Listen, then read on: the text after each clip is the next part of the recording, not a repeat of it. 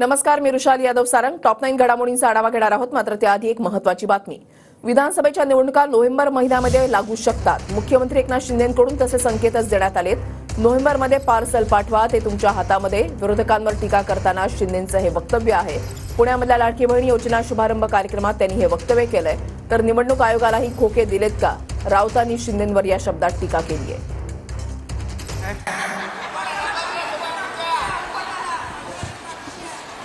ते आता तुमच्या हातात आहे ना. नोव्हेंबर मध्ये पार्सल पाठवा.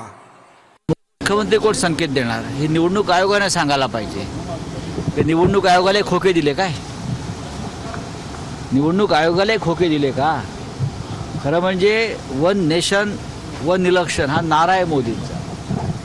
हरियाणा, झारखंड, महाराष्ट्र, जम्मू काश्मीर या 4 राज्यांच्या निवडणुका एकत्रच व्हायला पाहिजे होत्या.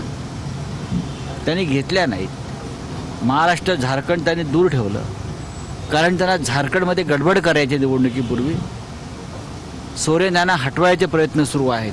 त्यांचा पक्ष फोडून महाराष्ट्रात त्याला सरकारची जी तिजोरी आहे ती रिकामी करायची आहे मतांसाठी. म्हणून या 2 राज्यांच्या निवडणुका त्याने पुढे ढकलल्या.